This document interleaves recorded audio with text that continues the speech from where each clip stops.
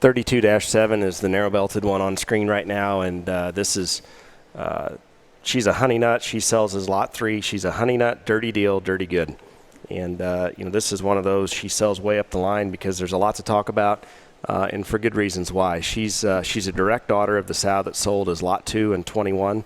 That sow was the top seller that year. Ben Cooley bought her, and she's been phenomenal for him. This honey nut sow would have been out of her very first litter. And then the rest of the history after that, she was bred to Goosebumps. She was bred to Kingpin. For Ben, she's had Heroes. She had Gangsters when he bought her, and she recently had a litter sired by Never Before, and I'll come back to that here in a second. But this particular honey nut, this spring we had her bred to Next Intention. Those pigs were very easy to sell, obviously, in the spring showcase, and pigs that looked like they were going to feed. That was a very fun litter of pigs to sell.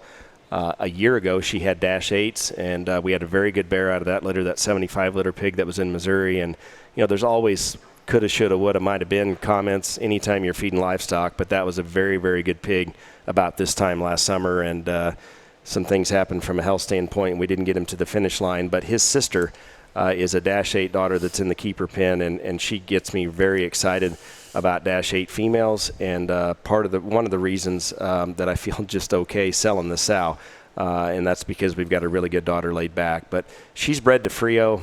Some of you folks may not know who Frio is, but that's a Never Before son that's at Lackey's. Leo Canales actually bred him. He's a Never Before that goes back to a lot of good genetics on the bottom side of his pedigree. And, I mentioned that we just bought a Never Before boar pig out of 31-8. And then the fact that we've got this one bred back to a Never Before son, I think is pretty neat. I think there's a lot of opportunity here for this one. And, I know how Boots likes sows to look.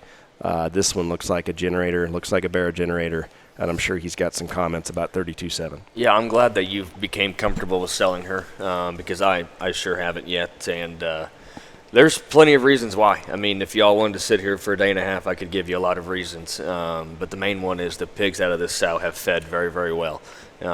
They've stayed very true. And then when you get to look at her in person, or even this video can give you a pretty good indication of what we're dealing with here.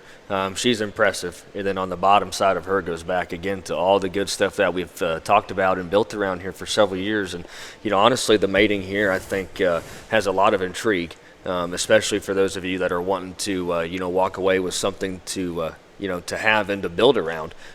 We all know the value of what Never Before sows and daughters have done. You're tying that all back into here with a pedigree on paper that, if you were to look at them, they would never leave the farm. And then you add a shot of Never Before into the paperwork here. And, man, I think it just gets me awfully excited here of what the outcome and what you could have daughter retention-wise sitting around to build around. And then, honestly, I know the Frio males that have been sold this spring have been very popular and very good. They come with just a shot more shape and extras than what maybe some of the original Never Befores did as a barrow sire here. But, again, this sow is short. She is dense. She is moderate. But, again, her length of hip and her running gear is still so on point and represents a lot of why this sow line has been so productive for us. Yeah, if you're wondering about Frio, go to Lackey's website and take a look at him. He's a Never Before King secret weapon, and that secret weapon on the bottom side would have been a litter mate to Gangster's mother.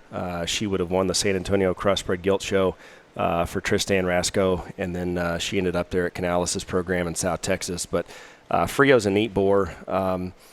Folks come to the sow sale, and we always encourage you to come look. But if you're only watching videos and you're only looking at pictures, study the way this one's built, study the way that her maternal sister's built, Lot 2.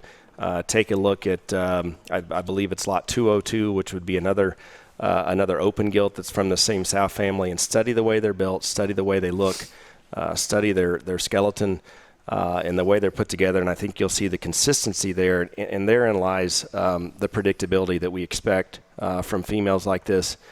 This is 32-7. She's a honey nut, dirty deal, bred to Frio, due June 12th.